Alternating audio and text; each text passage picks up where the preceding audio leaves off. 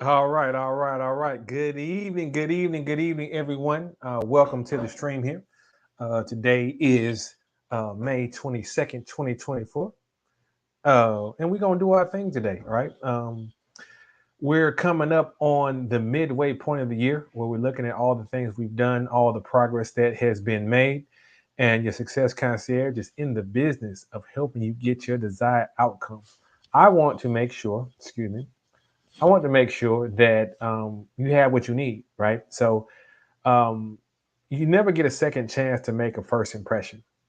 And one thing that we know is when people make an assessment about an individual, they spend more time trying to validate initial assessment versus learn and make a different opinion, right? So that's why it's important to make a great first impression. Also important to always be prepared for any type of situation. You never know who you're going to encounter, where you're going to encounter them, and you have to prepare yourself and be ready. And that's one of the things I do. I put you in position to achieve your desired outcomes by mastering the ABCDs of image, so you don't make a bad first impression and your customers don't go somewhere else. You lose out of business opportunities. And I make it simple as one, two, three. We connect, we consult, and we come up with a plan to get those type of things done for you. So let's see what's going on in the chat before we go ahead and get into it. I see Ms. Denise Mobley. Welcome. Good evening to you. Good evening to everyone in here. And so, as usual, we always have to make sure we look good as well as smell good. So, they say April showers bring May flowers. Nothing better than a flower scent of rose. And here's this fragrance right here. The scent of the day right here. You can kind of see it right there is Bond Number 9 Perfume Mr. Avenue.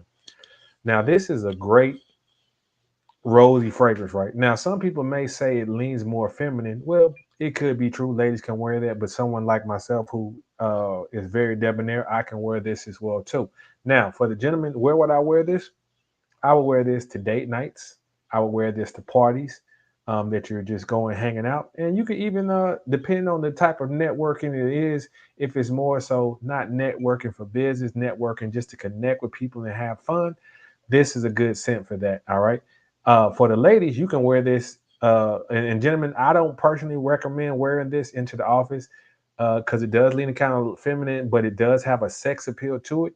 And that's not the message you want to send in the office. Now, ladies, you can definitely wear this as well too.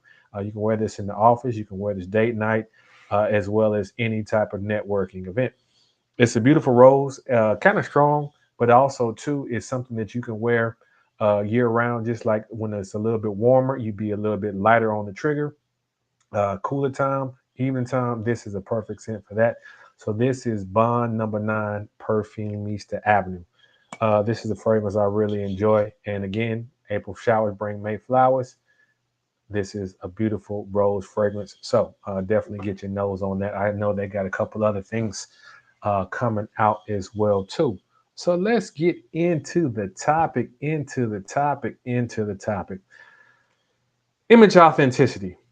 So we oftentimes, when I talk about the ABCDs of image, we talk about appearance, we talk about behavior, we talk about communication, and we talk about digital footprint.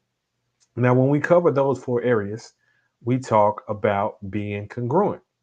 And so essentially what you want to have is you want to have your appearance, behavior, communication, digital footprint line up as closely as possible as you can, because we're always constantly making improvements to that. But you want to have it line up as closely as possible, so it's easier to do. There's no trying to juggle multiple things.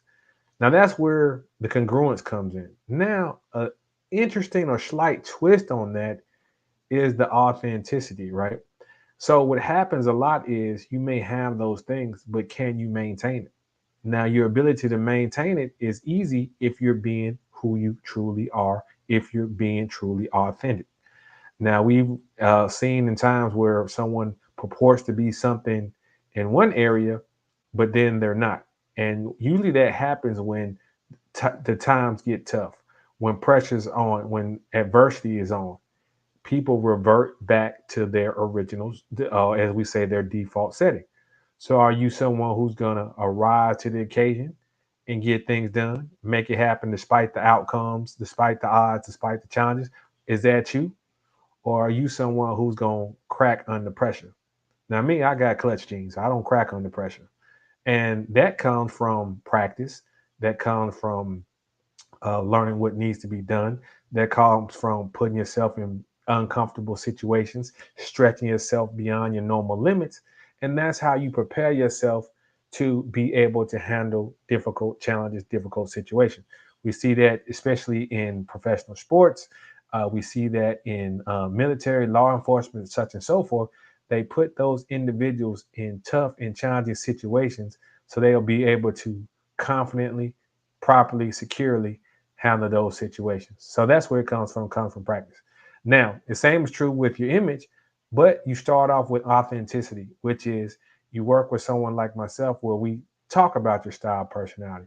Then we talk about the outcomes that you want, where you're at right now, and we come up with the plan, actions, so we can get there for you. Now, don't think it's just for individuals, it's also for businesses as well, too, because your customers can feel when you're not being authentic. There are times when you go into places and you be like, man, I don't really think they wanted my business. And when I consult with people, I say, hey, go to the store today, go to the mall today, go here, go there. They're like, well, I'm not buying anything. I said, why does that matter? Because the thing is this, the salesperson or the sales associate, right? They should treat you kindly. They should assist you in any manner that you feel possible. They should be professional. They should be helping.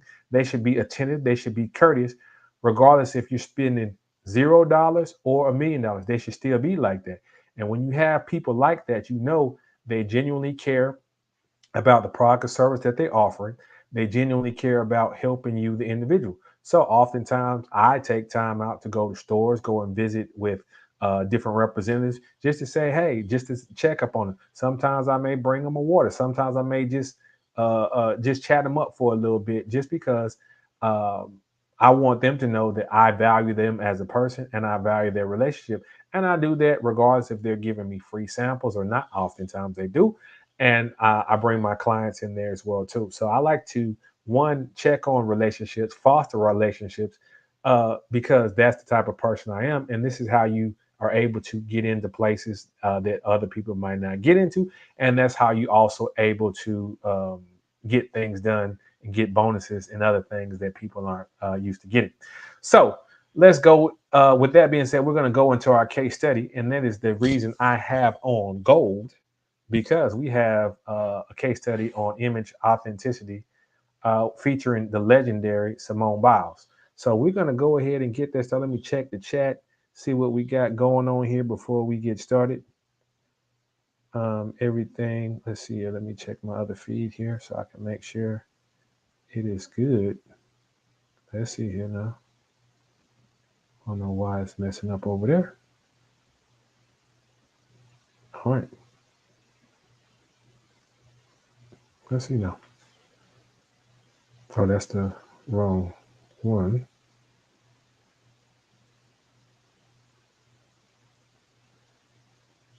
All right, we're in here. I don't know why it says like we're not live, but okay. Y'all gonna have to text me, let me know. Let me log out of this right here and come back in. I don't know why YouTube is acting funny on the application over here, but we gonna make it work. All right, we got that there. Let's go here. Let's go to our screen share.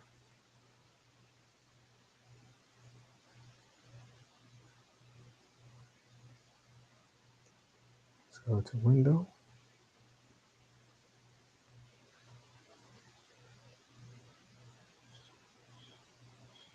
All right, we got the screen share up. Let me see if it's showing up on my end over here. Okay, it's doing that again. Let's see. Let's give it a second because there may be delay over there. See if it's changing. And it's not. So let's go do this. Escape. Let's try this. I don't know why we're having technical difficulties. StreamYard does what it wants to do sometimes. So let's go share screen. We'll do this. We'll share entire screen. We'll share window. Case study.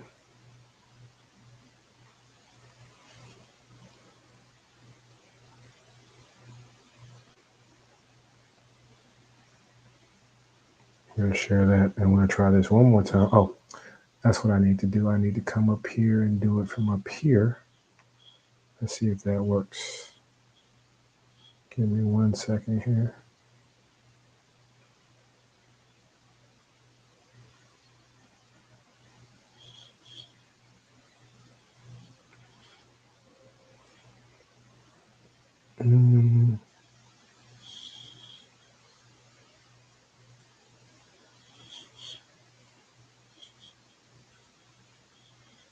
I remember what I did last time. Let's see here. Let's go. Slideshow. Let's go. See if that helps.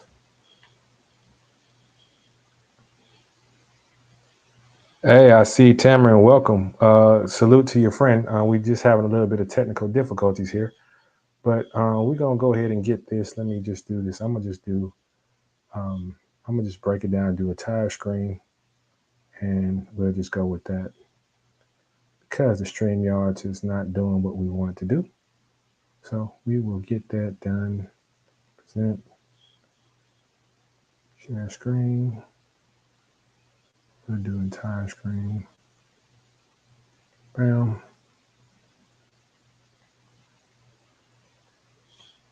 And let's see if that helps right there. We just go to the entire screen.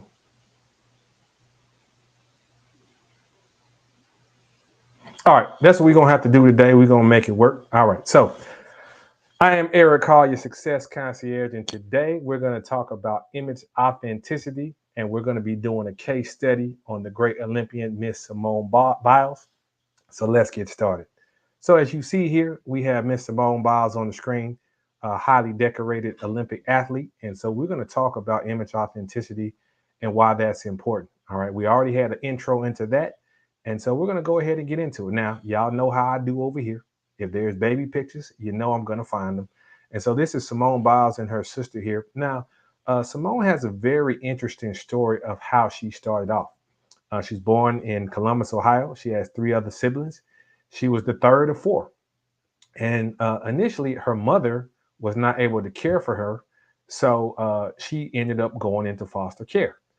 And so that was 3 years later. She went to live with her maternal grandfather, Ron Biles, who lived in 2000, lived in Spring, Texas. And then about 3 years later, he was able to adopt her and her younger sister, Audria, and then their great aunt was able to take the two oldest siblings. And she also holds citizenship in Belize because of her adopted mother, and she actually has a second home there. And her family are raised Catholic. Now, early education, she started off going to elementary school down in Harris County, just outside the Houston area. But in 2012, she switched to homeschooling. She did that so she could be able to go from training 20 hours a week to 32 hours a week. Initially, she was going to go to UCLA. She actually signed a letter of intent in August 2014. She made a verbal commitment in August, signed a letter of intent in 2014. She graduated in 2015. But instead of going to UCLA, she decided she was going to turn pro after she finished the Olympics, which was upcoming in 2016. Now, let's talk about how she got started. So she was exposed early to gymnastics. She tried it on a field trip at 6 years old, on a daycare field trip. And then at 8, she began training with the legendary Amy Borman. Now, Amy Borman is someone who's trained a lot of successful Olympians, and she and Simone worked together for a number of years before Amy ended up moving to Florida. Now, this is Simone here. I like this picture of her because she's always shown energy, a flair, despite all the challenges that she has gone through. Now, she began her first career at 14, her first national event at the American Classic in Houston. So she placed third place overall, first on the vault and balance beam, and fourth on the floor exercises.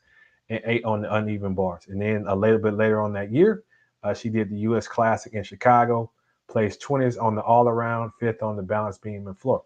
So she's already starting off having some early success. So the following year at the American Classic, first all around in vault, second floor exercise, third and fourth on the uneven bars, and that earned her a spot in the U.S. Gymnastics Championship.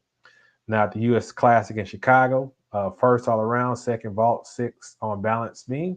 And then at the national championship, she started to get a little bit more notoriety here. She was third on all around, second on floor, first on vault, sixth on even bars, the balance beam. And that let her qualify to be part of the junior national team. All right. Now, uh, she started going to the senior Olympics. I mean, senior gymnastics, just performing at a high level. So you see her lounging, doing what she does. But she had a couple great rounds, right? So finished second at the American Classic. The city of Joselo, which is over in Europe, won the all-around vault and some other competitions. Won some team competitions. Now in July, she didn't perform well. She twisted her ankle and she actually had to see a sports psychologist because she needed help with some of her anxiety and confidence. And she credits this as allowing her to perform at a high level as she progressed on in her Olympic in her journey. So after that, after she had that, she won all around championships. She was second on 4 events, and she qualified for the World Championships. And she became the first American to qualify in 4 events. And this is something that Shannon Miller, for those who are Olympic historians or gymnastic historians, she was part of the '92 Barcelona team, and I believe the '96 team. And Simone was dominating. She won by over a point over the silver medalist and 1.5 on the over the bronze medalist. And for those who don't know, like gymnastic competitions are usually close. It's usually tenths of a point, hundredths of a point. But to win by a point, that's a domination. Now she had a slight setback in 2014. She missed the season start due to some injury, but she came back and won the vault and the beam at the U.S. Classic, and she won these by a large margin. And then she did well at the Junior National Championships, and she won by 4 points despite falling off the balance beam. She won vault. She came in second on balance beam and fourth on uneven bars. And at the World Artistic Gymnastics Championship, qualified first place despite errors on the uneven bars. And I'm noticing a trend that uneven bars is like a challenge for her, and she was the second American to repeat. So I want y'all to notice something that, like, we're already, like me, when I'm doing things, I already notice patterns, I notice trends. So Simone, she is someone who takes on new challenges. But when she fails, when she doesn't do well as she likes to done, she doesn't make excuses. She gets back up and gets back into it. Let's talk about some of the other success after that. So in 2015, she won the AT&T Cup by 4.46 points. Now she finished ahead of Gabby Douglas, who was the 2012 Olympic champion, and she won the national championship again. So she won. She won that for the second person to win 3, and then she won the World Gymnastics Artistic Gymnastics competition. And at the World Championship, she won gold medal in the all around. So she's the first and only person to do that 3 consecutive times. So let's go to the Olympics. She did a Pacific Rim competition, and at the national championship leading up to the Olympics, she won an all around by 3.9 points. Like I said, she's dumb. That's domination. The vault and the floor as well too. So she was one of the gymnasts qualified for at the top of 4 or 5 events, and she just took it home. So she won the team gold, the all around gold, and the vault and the floor, and then she won bronze on the balance beam, and she became the first American female gymnast to be the flag bearer for the closing Olympic ceremonies. So after that, Simone started decided to take some time off. So she did Dancing with the Stars here. So that's her doing her thing. And then she also wrote a book, co-authored a autobiography that talked about her life, Body in Motion, A Life in Balance. All right. So she took that year off, but then she came back strong in 2018. So at the U.S. Classic, she won the all around. And then at the national championship, she placed first in every event over the first 2 days and won by 6.55 points. Now, this is a story about her personal perseverance. So at the World Championship, she had a stomach ache, and she had to go to the emergency room, or injury in her abdomen, and she thought it was appendicitis. So she goes to the emergency room. Turns out it's a kidney stone. So what did she do? She said, "Okay, it's not appendicitis." She goes back and she wins the world championship again by 1.7, despite falling on both the vault and the balance beam, and she won the gold. So this is a trend of her being competitive, going through despite challenges, overcoming things. All right. So in 2019, she won the Stuttgart World Cup by 3.68, and then the GK US Classic by 2.1. She's starting like she's already a gold medalist. She's already won. She's already highly decorated. Now she's adding degrees of difficulty to her routines. So at the World Championship, she debuted two new skills on the beam and the floor exercise, and she won gold for the team competition and won the balance beam and the floor. Now, 2020, we know that was the year of COVID, and so there was no Olympics. That's why we got the 2021 logo here for Tokyo. And she started off the season good. She won the all around, and she debuted her Tochinko double pike vault, which no one had ever done before. So they actually named that particular move the Biles, or Biles 2. And then she won her seventh national all around title. Now she qualified for the Olympics, but she had several mishaps, even though she was in first place. And she was, I guess, going through some stresses at the time. She said she felt like the weight of the world was on her shoulders, and she ended up because I think Naomi Osaka, a female tennis player, had mentioned having mental health issues, and she had withdrawn from the tennis competition. So Simone Biles withdrew from the Olympics itself, and she faced a lot of criticism for that because she said she withdrew because she was having mental health issues, challenges. Again, she has been diagnosed with ADHD, and then also too something called twisties, which is very dangerous for gymnasts. Twisties is where, for whatever reason, you lose where you are in the air relative to the ground. So you could really injure yourself because of that. All right. And, a lot of people talk bad about her. They call her a quitter. They slander her with various racist, sexist, and transphobic comments. And Simone Biles just pretty much took it on the shoulder. She didn't really lash out. She just, took it in stride with what she had to do. And that just shows when we talk about her authenticity, she shows that throughout the process of what she done. So that was 2021. She returned in 2023. I like it. She got the gold medal, so she won the U.S. Classic by 5 points. The World Artistic Gymnastics Championship, she won the all around. And then at the World Championship, she won the all around gold despite having some mishaps. She won the gold on the floor and the silver in the vault. So Simone is someone that maintains her composure despite challenges. And you can see this by the various injuries and setbacks. So in 2013, she had bone spurs and she had to have surgery, and she had a 3-week recovery. 2014, she had the shoulder injury. 2016, the Russians accused her of cheating because she dominated, but also too because she was taking medication, but she had for her ADHD, but she applied for and received the therapeutic exemption. And then shortly thereafter, she spoke about having the ADHD, which she was diagnosed with as a child. And she said, "There's nothing to be ashamed about, as you see right here." And this is her and some other gymnasts. She was part of those who were victimized of SA.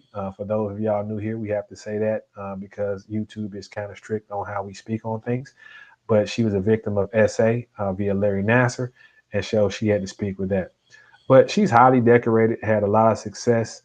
She's got various endorsements. You see her with the Athleta outfit because they do fitness apparel, And then also too, she did a gymnastics tour with Kellogg's with her fellow Olympians. She started off with Nike, and she ended up going to Athleta in 2021. She started with Nike in 2015. She did a Tide commercial, which is Evolution of Power, with Dominique Dawes, for those who remember her, the 1996 Olympic team. And then Nadia Comaneci, she was the first person to ever get a perfect 10 in international competition. And then she had deals with Procter and Gamble, Hershey, United Airlines, mattress firm, because they had a program that helped foster families. And then she did things with Beats by Dre and other companies that marketed various products for women, who are active in sports, who have active lifestyles, as well as gymnastics equipment. Now, let's talk about her legacy. I couldn't list everything on here, but a couple of things that stood out to me. She was a 2015 USA Female Athlete of the Year. She won the ESPY for Best Female Athlete in 2017. Texas Women's Hall of Fame in 2018, Presidential Medal of Freedom. And let's talk about her legacy. I like this picture right here because she's going and getting it. So she's perceived and believed to be the top female gymnast all time. And what's she known for? Completing exercises with a high level of difficulty.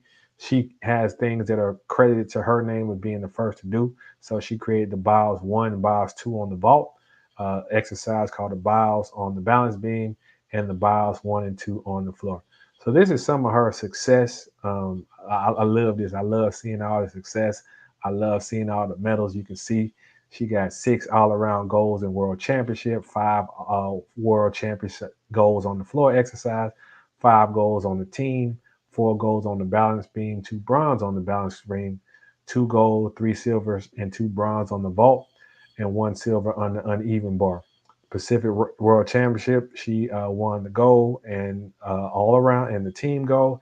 Then her Olympic career as of to date, she won the gold in the team, vault, floor, and all around, and won the bronze on the balance beam in 2016. In 2021, despite withdrawing, she won the silver on the team competition as well as a bronze on the balance beam. And this is where some of y'all might be here for this right here, because we talk about her personal relationships, and it get a little spicy, as they say, because before she dated Stacey Irvin, who was a fellow gymnast from August 17th to March 2020. Then in August, she started dating Jonathan Owens, who was a football player. He played for the Houston Texans at the time.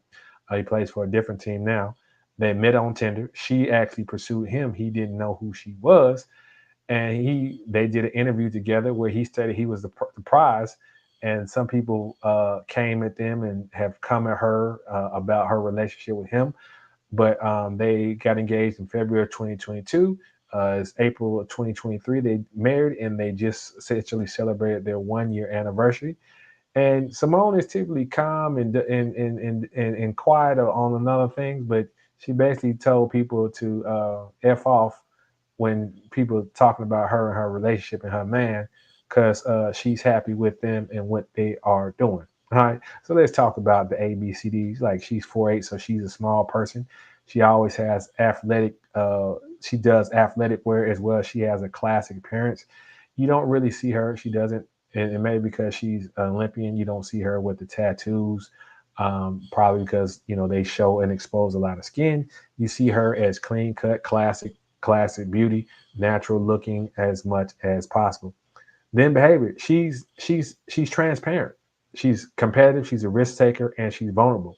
So I like showing these pictures right here because, again, you see her triumphant, and you see her when she's not done as well as she would like to, and she's being vulnerable. And that's her true, authentic self. She is like that in her competition. Remember, we talk about authenticity. And she's also like that in her relationship, in a sense that she kind of went against the norm to pursue that particular relationship.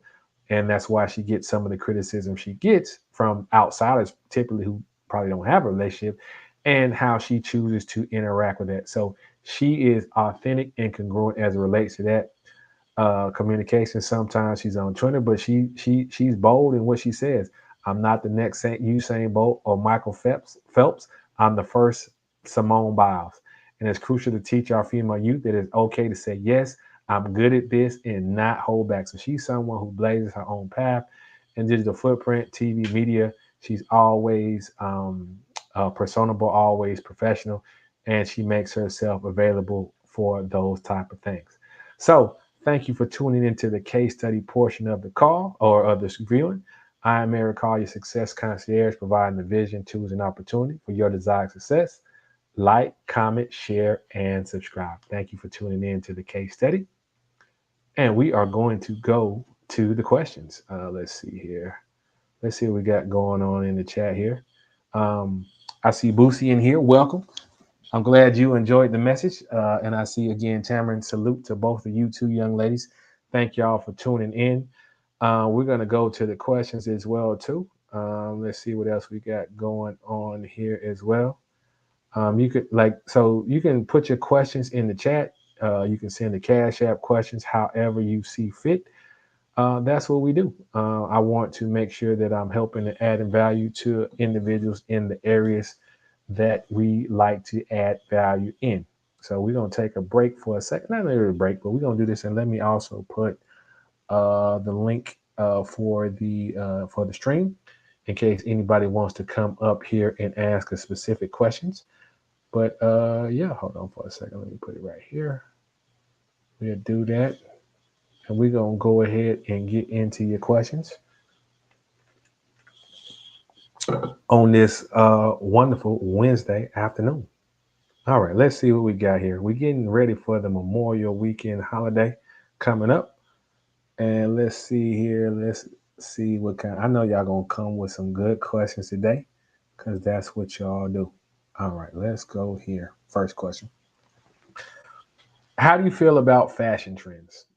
Well, see, and I got this. It's funny because I had a conversation with a family member over the weekend. When it comes to fashion and image, I have the three rules. I don't care if it's 1920 or 2020 or 3020. My rules would never change and they will never fail you if you follow these principles. So rule number one is one, where you going to wear it to? Rule number two, or question number two, is what's the message you're trying to send? And the third thing is what's the value at? And why is that important when it comes to fashion trends? Okay. So if you pick an outfit or you pick something and you say, I ask you, where are you going to wear it to? Oh, I'm going to wear it to a blank event. I'm going to wear it to happy hour. I said, what's the message you want to send or why are you wearing it? Oh, because such and such, I saw them with this and they had this on and they told me to wear it. And that's the wrong reason to do it. And here's the thing, right? So with fashion trends, we have to understand what the role of people who create fashion is, what the store's role is. Their role is to sell products. That's what their role is. And so the thing is, they want you to feel like I have to have this item, I have to have this shirt, I have to have this dress, I have to have these big red boots.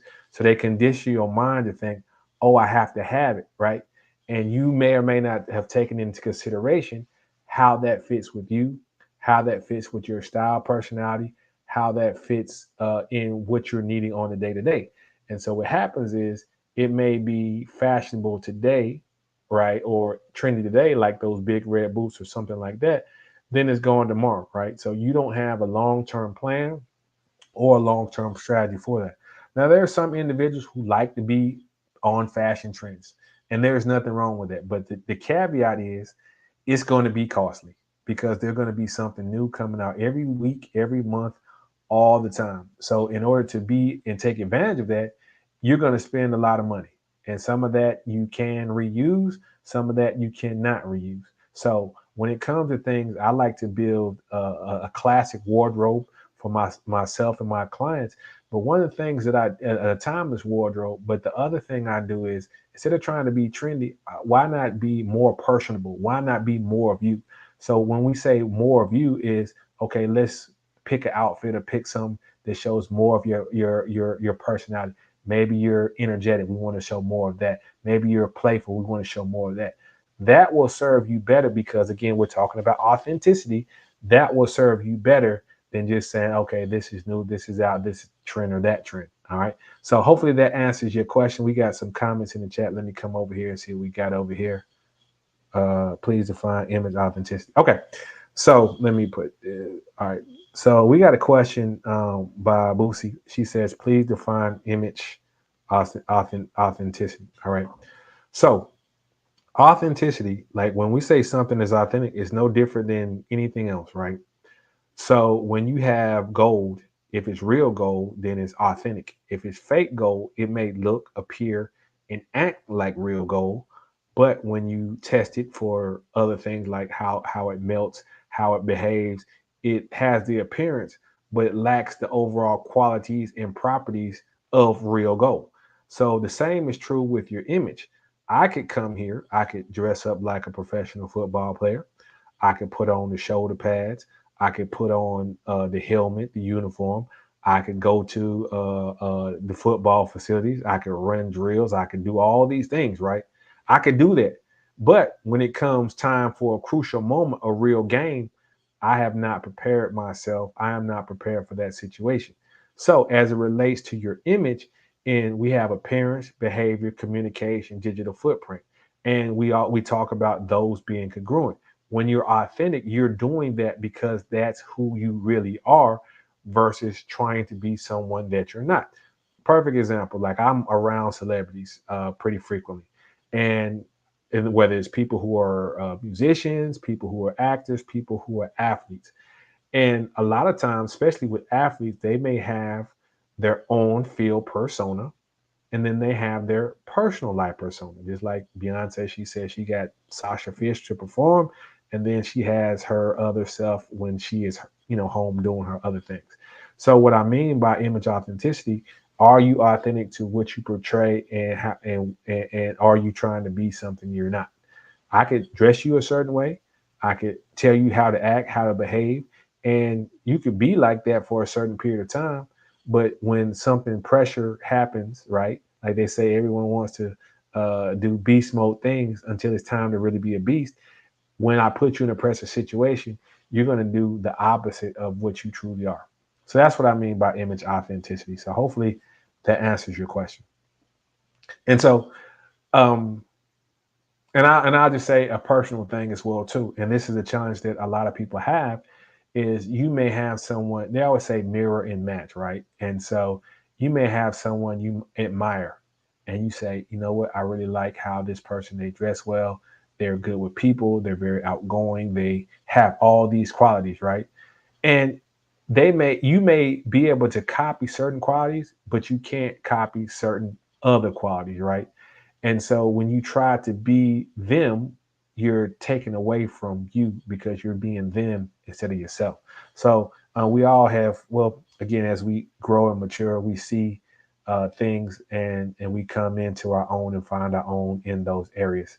So hopefully that answers your question, Lucy. And that's always a good question. So thank you again for that. And if you have more questions, please, please, please put that in the chat and we will go over that. Okay, let's see what else we have right here. All right, so I know y'all gonna come with me with this right here. All right, let's get into it. What are your thoughts now that the Diddy video has come out? All right, so as an image consultant, this is just professional opinion here and my overall assessment. Now, what I say, I say appearance, I say behavior, I say communication. And what's the fourth thing? Oh, that's right, digital footprint, right?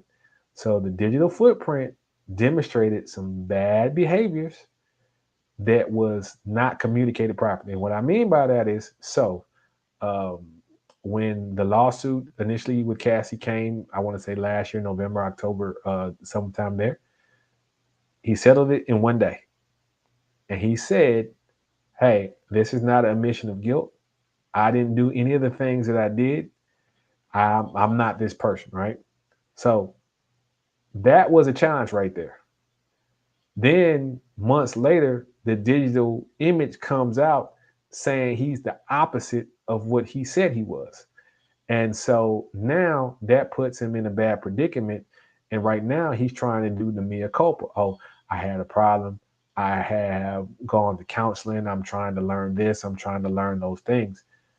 But in my mind, That was should have been done in October, November when the lawsuit initially came out, as opposed to denied. So he created additional, and again, this is professional, right? This is not saying people should be treated the way he treated people. This is just as a professional understanding certain things, right?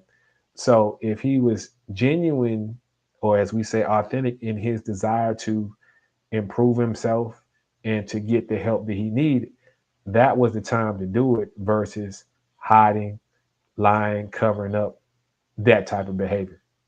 And so now he's trying to go on the Mea Culpa tour, and it's going to be, and there's some other individuals who may come out with different cases and lawsuits.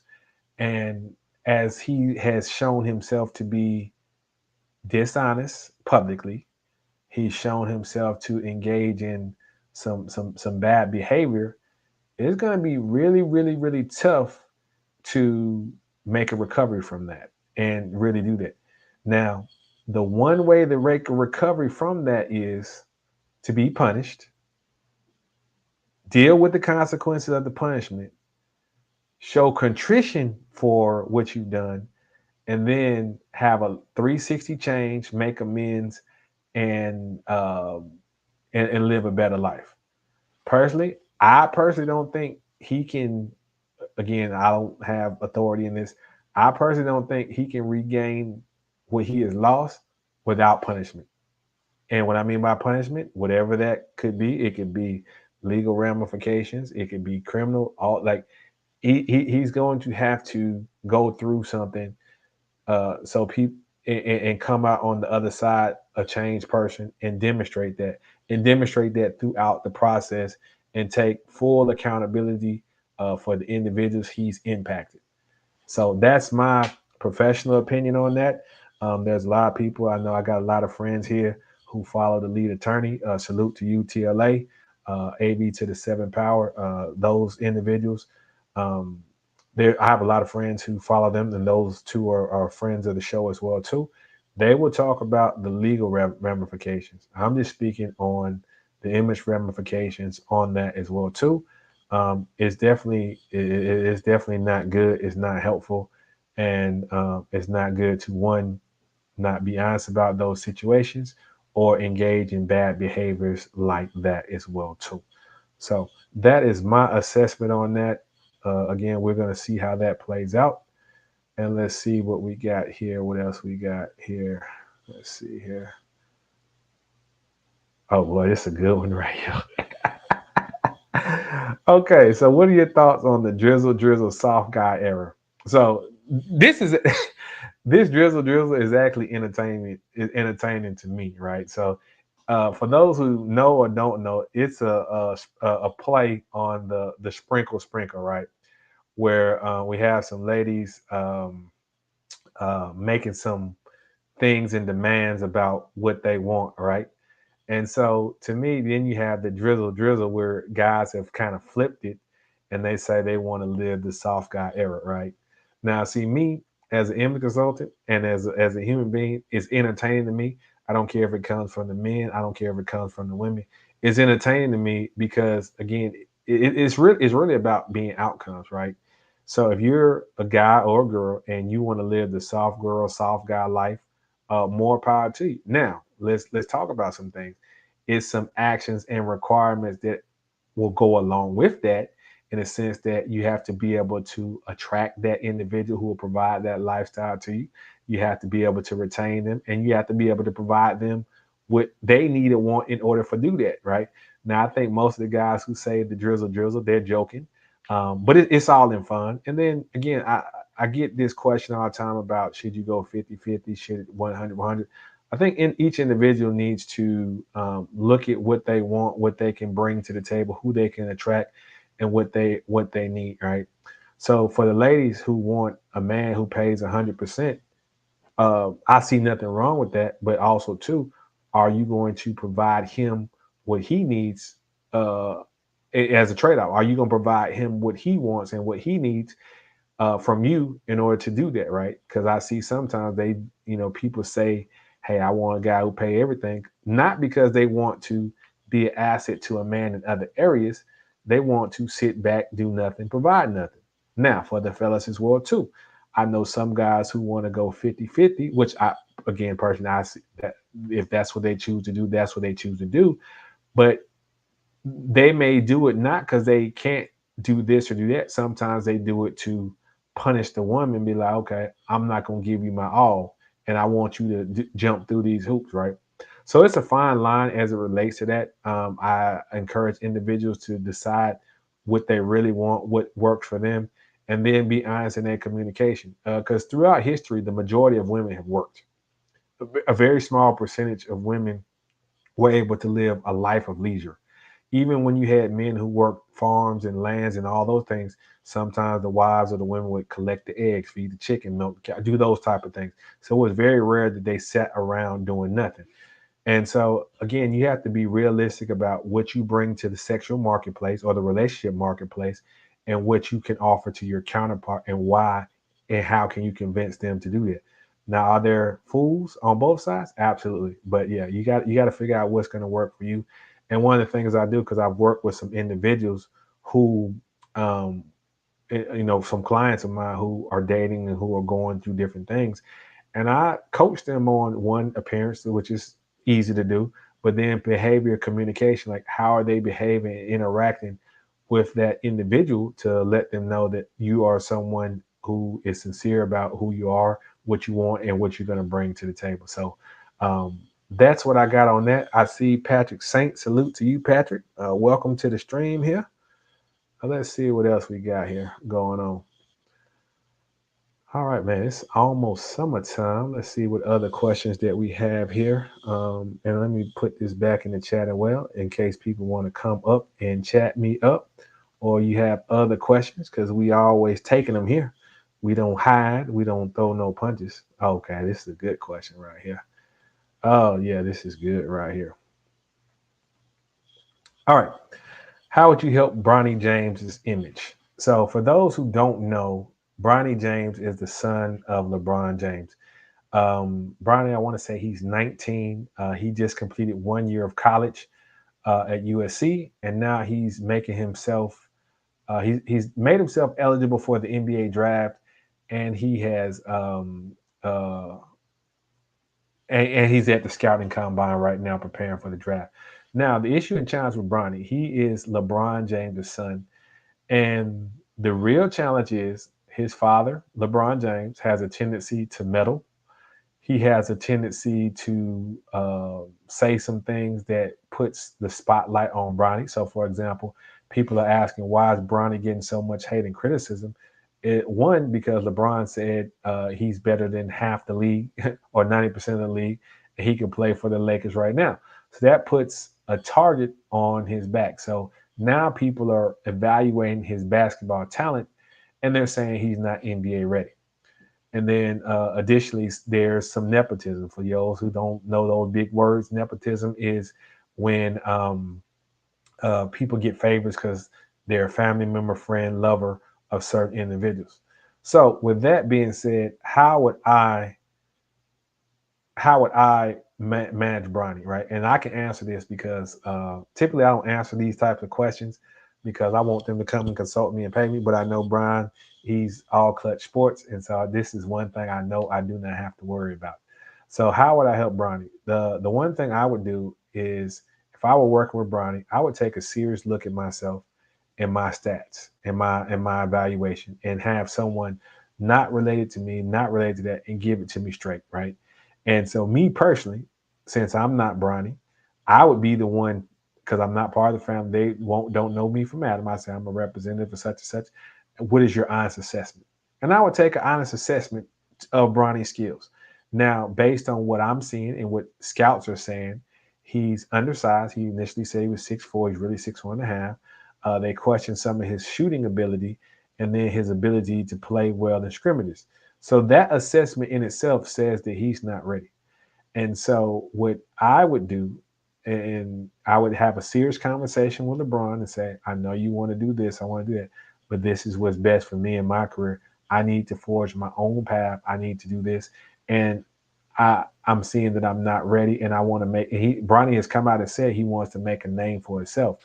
So the best thing for him to do is say, hey, Dad, um, let me play, more college, get more experience and get better, or even go to other leagues, not the NBA, to perform and create my own space, my own name away from you, become my own man, and then come back to the fold. If after a certain period of time I'm NBA ready, cool. If I'm not NBA ready, then I can either, if I still love the game of basketball, I can play in other leagues, I can play overseas, or I can do some other things with my life. I mean, your dad is a billionaire, so he has access to money. So that's not something you have to worry about. That is what my assessment would be for Bronny James if I were working with him. But I know I'm not like you. Like I said, I don't like to answer those questions, but I know clutch is clutch, and so they're not going to be putting in a call to me anytime soon. All right, let's see here. Let's see what other questions that we have. All right, this is a good one right here. This is a good question for a number of reasons. One, what are some key tips to help me ace my interview or interviews? This is important for all people. It's also a shout out to the class of 2024. We got individuals who are graduating college, graduating high school. So salute to all of you as you prepare to go on your next journey. So what are some key tips that I work with individuals to coach them on as it relates to that? As it relates to acing the interview, it's a couple things. One, you have to come prepared. And what I mean by come prepared is, one, I like to have an understanding of the role that I'm applying for, or role that we're working with a client apply for, and what type of question, and have some good questions for that. So, you know, these questions are going to come up, right? They're going to say, tell me about yourself. And most people will say, well, I'm John, I'm a Capricorn, I'm born in, no, that's not what they want to know. They want to know about you professionally and what qualities that you have that will help you perform at this particular role that they're offering. So I always say, be prepared, know a little bit about the company, know about the position, and what type of things they're going to ask as it relates to about yourself.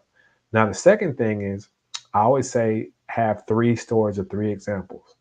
And you should have 3 success stories that you can tell a different way that shows various qualities of success that you have, right? So you may have, they may say, and I'll use this for example, they may say, how do you deal with conflict, right? And people have dealt with conflict in a number of ways. I'm just using this because it's just fun, right? So I might say, well, I have 2 sisters in one bathroom, so I had to manage conflict on those type of things, right? So that's an example of that, but that's still a family example. Tell me about a great success story. Oh, well, we put together this great surprise party for such and such for their birthday. And this was a complete success because, again, we had to make sure, one, we prepared in silent, two, that they were surprised, and three, that we came in under budget.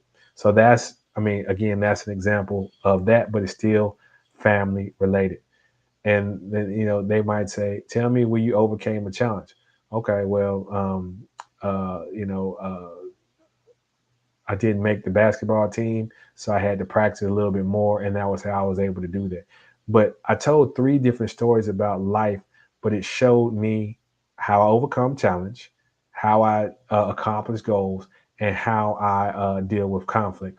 All these are soft skills that you're going to have. Now, if you're someone who's a professional already, think of some instances that you've done. You may have to think long and hard. You may have to do that, and you want your answers to be short and concise. And then if you're someone who's a graduate, you or a fresh graduate, and you've never had that type of experience, well, you could talk about some of your time working together with people in sports that if you play sports, some of your lab partners or your study partners, how you've had overcome various challenges. All right. Now, the other thing I encourage people to do is when we have these different type of things and different type of questions, some people that I've discovered, they want to say everything. So I give them an exercise and say, do this in 5 sentences or 4 sentences, because I want to keep the answer short and concise and to the point. Now, we've all had someone who talks too much. And when they talk too much, what happens? You tune them out. So we don't want the interviewer to tune you out on your answers. So we want to have short, concise answers that covers the point. Then they may say, well, tell me more or elaborate on that. And at that point, they have given you permission to talk a bit more. So it's about having a conversation, learning, and doing those type of things, but also being prepared with stories, and then asking them questions, because part of the interview process is not just them asking questions to you, but you asking questions to them. Question to avoid: if they don't bring it up, don't talk about money. Don't talk about this. Don't talk about it. I'll give you a couple secret questions that I ask, right? This is tip. This is free game. So one of the questions I like to ask is, if it's a role that someone's been there before. It's like, okay, let's just say I see Patrick in here. I say, Patrick had this role before, and maybe Patrick got promoted. He went on to do some bigger and better things. I say, Patrick had this role before. What are some things Patrick did that you liked that he did, right? And so now they're giving me hints of, oh, I like Patrick because he showed up on time. I like Patrick because he was always prepared. I like Patrick because he had great ideas. So these are type of things that lets you know, one, a little bit more about them and their management style, and also what's important to them. Because part of it is not just getting the job, it's also keeping the job. Because it's three questions they're going to ask. Can you do the job? Are you capable of doing the job? Right? So let's just say when it comes to folding clothes and laundry, I am capable of doing the job. Will I do the job? I don't really enjoy it, but that's just another thing. So can you do the job? Will you do the job? And are you a good fit culturally? Those are the main questions that those individuals who are interviewing you have. And, I like to work with individuals one-on-one, uh, so we can get specific about what their industry is, what their needs are, and prepare them effectively. But those are just tips at a high level. So we're coming up. Let's see if we got anything else going on here. All right. Let's see. I'm going to put the link back in the chat in case anybody wants to come up. We got that here. And we got, let's see here. Thank y'all for tuning in as well too. So y'all can always cash at me these questions right here. I get them. I appreciate that. Shout out to Mile High Gambler. He sent me Cash App as well too. I always appreciate individuals who donate to me, because again, I like to add value and help any way possible. You can reach out to me on Instagram of the same name. I am Eric Hall, and so you can send me a message there. Website coming soon. Working on some new things to add value and some things of that nature as well too.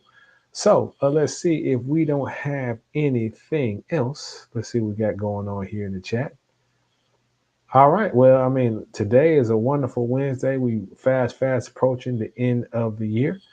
But again, I am Eric Hall, your success concierge, providing you the vision, tools, and opportunity for your desired success. Thank you for tuning in, and we are out. Salute.